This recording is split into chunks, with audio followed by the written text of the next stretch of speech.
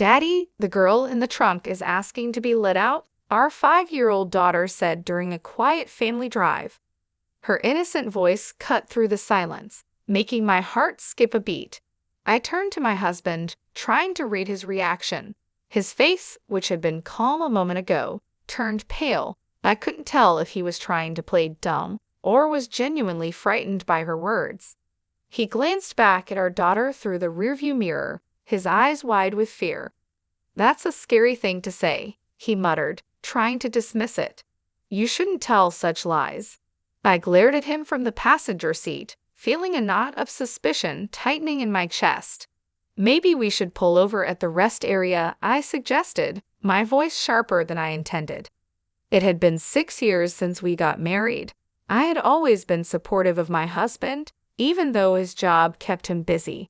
I had been the one holding things together at home, managing everything while he focused on his career. But now, with our daughter's strange words hanging in the air, I felt a chill of uncertainty. Was something dark about to be revealed? "My name is Lisa Jackson. I married my husband, James, when I was 30 years old. He is 5 years older than me, and our relationship had always seemed solid. The year after we got married, our daughter Julia was born, bringing so much joy into our lives. She's been growing up healthy and lively, and just recently turned 5. Our family had been living busy but happy days, filled with love and laughter. How about going to the zoo next Friday?" James suggested, trying to change the mood. "Yay! I want to see the giraffes," Julia squealed with excitement, her earlier comment seemingly forgotten. I couldn't help but smile at their cheerful conversation, feeling a bit of the tension ease away. James had always been a kind and loving husband. Since we started dating, he was attentive and caring, and that didn't change after we got married and had Julia. On his days off, he would eagerly join in on family activities, playing with Julia and making her laugh. He was the perfect father, always there for us. I often thought about how lucky I was to have married him. Watching James and Julia together brought me a deep sense of happiness. Our life was good, stable, and filled with love. But little did I know, those peaceful days were about to be shattered. One day, James came home with a heavy sigh, his face looking weary and troubled. "You're being transferred to a different department?" I asked, noticing his downcast expression. "Yeah," he replied, his voice flat. "It's company policy. They want me to gain experience in different places." His words felt like the first crack in our happy life. I didn't know why, but something about this transfer made me uneasy. I could sense that there was more to the story, something James wasn't telling me, and as our daughter's strange words echoed in my mind, I couldn't shake the feeling that our lives were about to change in ways I couldn't imagine. James was being transferred to the busiest department in his company, which meant he might not be able to spend as much time with us. The news hit our family hard, especially Julia. "Daddy, are you not going to play with me anymore?" she asked, her big eyes filled with worry. James, trying his best to reassure her, gently stroked her hair and said, "I'll do my best to spend as much time with you as possible, Julia. Let's go to the zoo again sometime soon." Despite his comforting words, I could see the regret in his expression. He knew this transfer was going to change things for us, and the thought of it weighed heavily on his mind. As I watched him with our daughter, a tightness grew in my chest, overwhelmed with emotions. The transfer didn't involve a change in salary or require us to move, but it was still a big deal for our family. Just the thought of having less time together made me feel incredibly lonely. However, I knew the one feeling the most vulnerable was James. Adjusting to a new, more demanding environment would be tough for him. "Please don't push yourself too hard," I said, trying to hide the worry in my voice. I knew James had a tendency to throw himself fully into his work, sometimes to the point of exhaustion. That's why I worried about him overdoing it, and unfortunately, my concerns turned out to be justified. At first, James managed to balance his work and home life. He still made time for family activities and found moments to rest, despite his busier schedule. But about a month after the transfer, everything changed. His time at home decreased dramatically. He started working overtime, often coming home late at night, long after Julia had gone to bed. It became more common for him to go out for drinks with clients, and he even began working on his days off. But there was something else that concerned me even more. One day, I cautiously asked him, "Hey, can you take a day off next Friday? Julia misses you, and you've been working too hard lately." James looked at me with a tired, frustrated expression. "Who do you think I'm working so hard for? Should I just turn down client meetings and risk getting fired?" he snapped. I quickly replied, "I didn't mean it like that. I'm just worried about you." "That's none of your business," he muttered, brushing me off.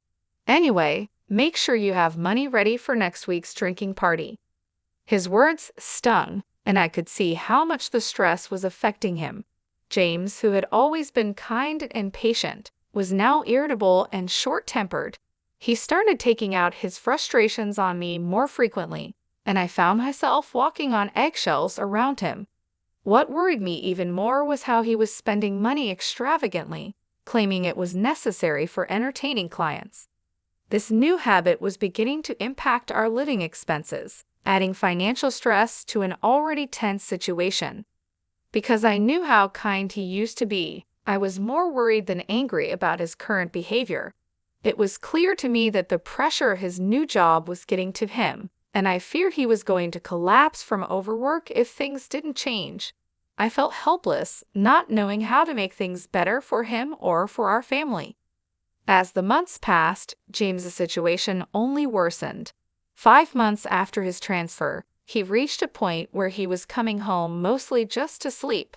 Our conversations became brief, and the connection we once had felt distant.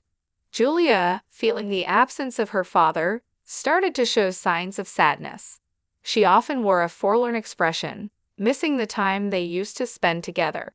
Seeing her like that broke my heart. I knew we couldn't go on like this. I needed to find a way to help James before his relentless work schedule took an even bigger toll on our family. But I didn't know where to start, and the weight of it all was becoming too much to bear. I knew things couldn't go on like this, so I started trying to figure out a way for James to take a break. He was clearly overwhelmed, and our family was suffering because of it. But just as I was beginning to make plans, more bad things started to happen, almost as if the universe was working against us. The worst blow came when my mother, who had been battling an illness for several years, suddenly passed away in the hospital. The moment I heard the news, it felt like the ground had been pulled out from under me. "No, Mom," I whispered, tears streaming down my face. My father had died when I was young, so my mother was the only parent I had left. Losing her felt like losing the last piece of my childhood. I couldn't even have a proper conversation with her before she passed away, and that regret weighed heavily on me. When the call came, I was at home, and I was so shocked that I couldn't move for a while. I just stood there, frozen, as the realization hit me that she was really gone. But what hurt even more was James's reaction. When I told him about my mother's passing, his response was unbelievably cold. "Hey, do I have to go to that funeral too?" he asked, his voice completely devoid of sympathy. I stared at him, my eyes wide with disbelief. Yes, the relationship between James and my mother might have been distant, but she was still his mother-in-law. She was family. I couldn't understand how he could be so indifferent, especially at a time like this. "What are you saying?" "Of course, you have to go," I replied, trying to keep my voice steady. "It's a family funeral." "Don't get mad at me," he muttered, rolling his eyes. "Oh, why does this have to happen now? I had plans too." His words cut through me like a knife. In the past, James would have comforted me, perhaps by rubbing my back and grieving with me together. But now, as he sighed in dissatisfaction, he seemed like a completely different person from the one I had promised to spend my life with. Naturally, he didn't help with any of the preparations for my mother's funeral. I arranged everything alone, feeling more isolated than ever. On the day of the service, James remained silent and sullen. He didn't offer any support or comfort, and after the funeral ended, he simply said, "It's over now, right? I'm heading home first," and left without helping with the cleanup. I was initially confused by his reaction, but by then, I had lost the energy to be angry. I was simply bewildered and deeply disappointed in him. No matter how busy or stressed he was from work, his behavior at the funeral was unacceptable. When did my husband become such a cold person? Despite feeling frustrated with him, I finished cleaning up with Julia by my side. She was too young to understand everything that was happening, but she could sense that something was wrong and did her best to help me. "Mom, Julia will help you," she said, her small voice bringing a bit of comfort to my aching heart. After the funeral, I decided to stop by my parents' house for a short while. It wasn't far from our home, and I wanted to say a final goodbye to the place that held so many memories of my mother. Although it was a sad visit, I felt it was something I needed to do for my own peace of mind. When I arrived at my parents' house with a heavy heart, I took a deep breath and walked inside. The house felt empty, a shell of what it used to be. As I stood in the living room, surrounded by the remnants of my mother's life, I felt a wave of sorrow wash over me. But before I could even begin to process my feelings, something unexpected happened. "Mom, wait a moment," Julia suddenly shouted, her voice filled with urgency. "Huh, Julia, what's wrong?" I asked, startled by her sudden change in behavior. As soon as we arrived at my parents' house, Julia's expression had shifted dramatically.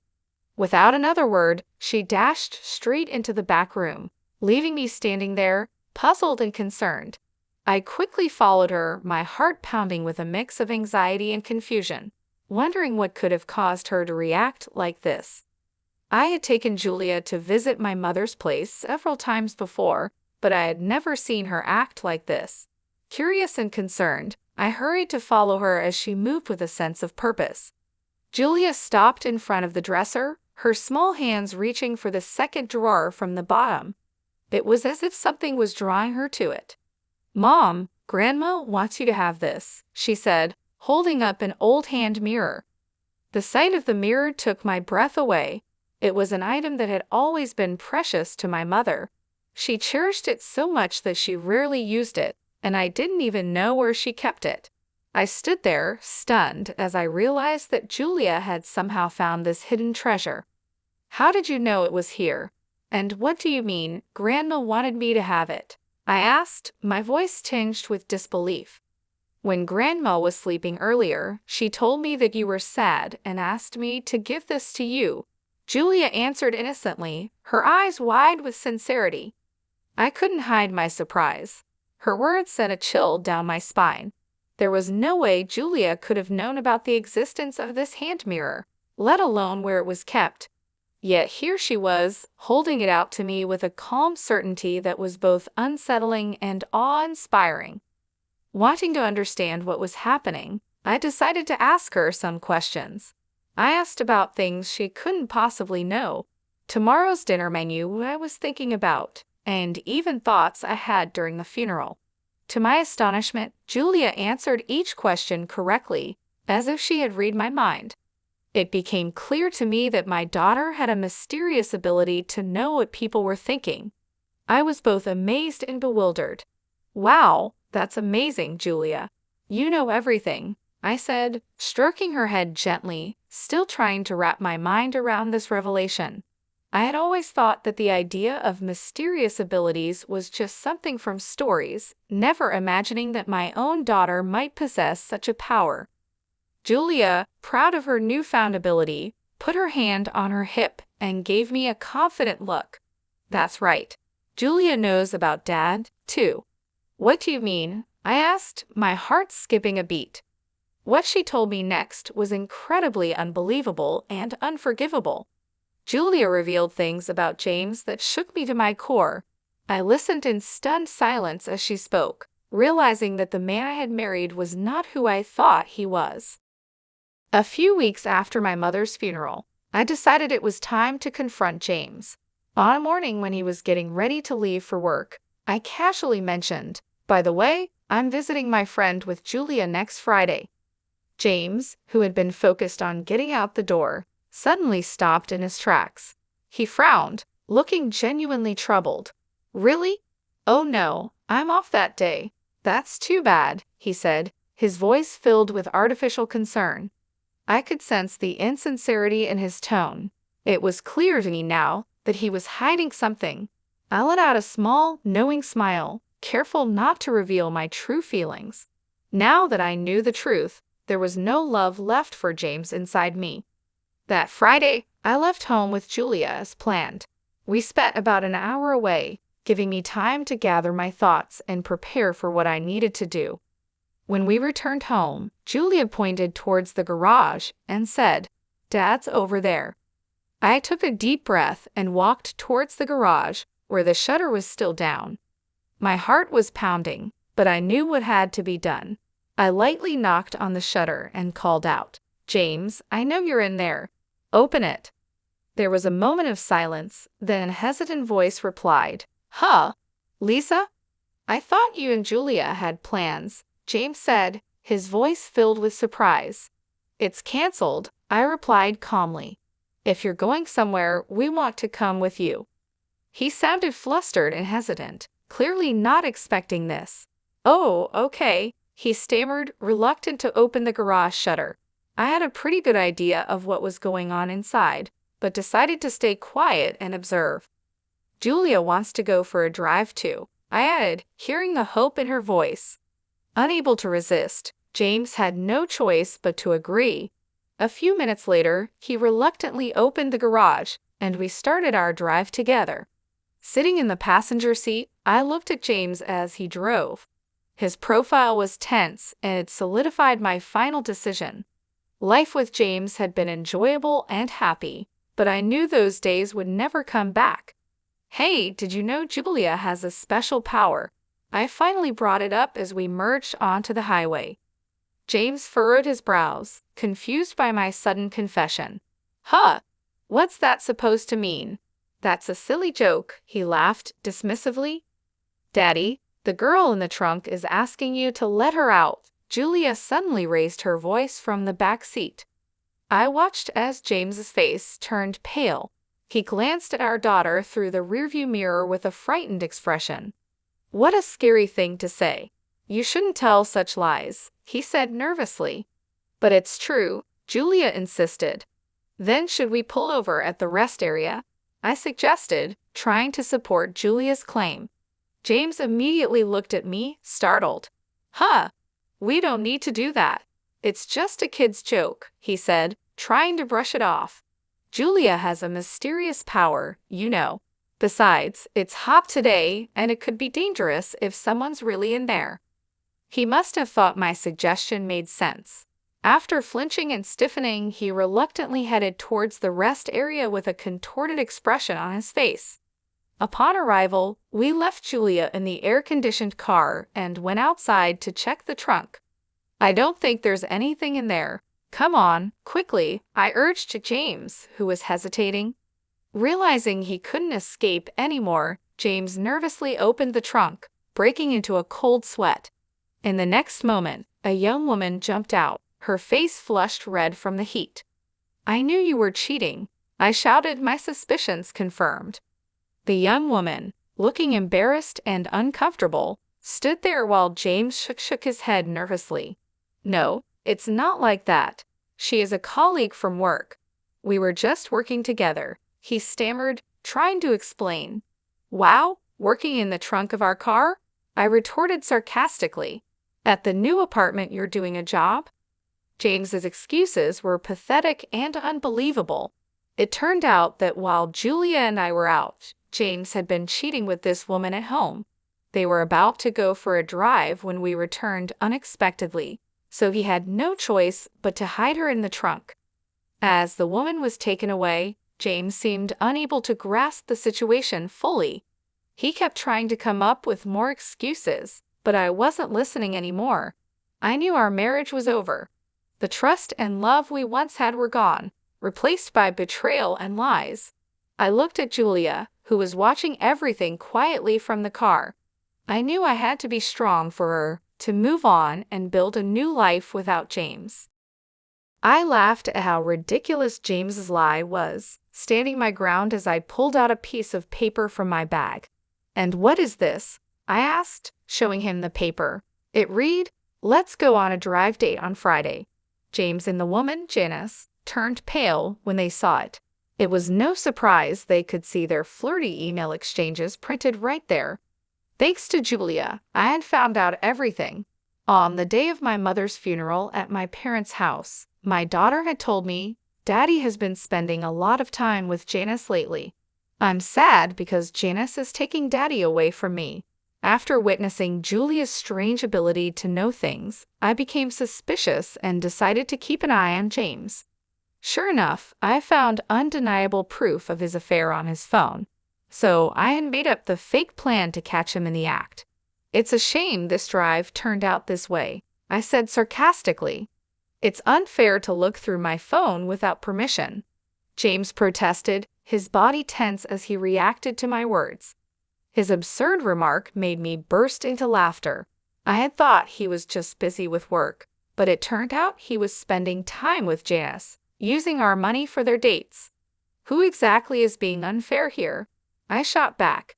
"By the way, I've been recording everything since we got into the car." Remembering all the wrongs James had done, I pulled out my phone from my pocket. I had secretly pressed the record button to capture everything, and the evidence I had wasn't just messages and this video. I also set up hidden cameras in our house and garage. "And Janice, I know everything about you too." Under my relentless confrontation, they both turned white as sheets. I was furious with James, but I couldn't forgive Janice either. I had thoroughly investigated my husband and figured out who she was. Janice was a 27-year-old new employee who worked with James in his new department. From the messages, it was clear she knew about me, yet she still went ahead with the affair, making her just as guilty. "Oh, sorry, Lisa," James whimpered, clearly not expecting to be cornered so perfectly. His pitiful attempt to plead with me only filled me with more disgust. I glared at both of them with all the anger I could muster. "I won't forgive either of you. Get ready to pay alimony." Hearing my firm words, and perhaps realizing their fate, both of them collapsed to their knees. After that, I divorced James. The fact that I had recorded everything and gathered all the evidence paid off. They were ordered to pay $500,000 in compensation. I was also able to get $1,000 a month in child support from my husband. But their troubles didn't stop there. I heard that news of their affair spread throughout the whole company, especially since they worked in the same department. This made things very uncomfortable for them, and eventually, they broke up. Their coworkers started to disapprove of them, and in the end, they had no choice but to resign. Now, I've heard they're struggling with the burden of the compensation payments and are left with nothing. Meanwhile, I'm enjoying peaceful days with Julia. I'm focused on giving her lots of love and support, knowing she has a special gift. I want to make sure she grows up happy and well taken care of.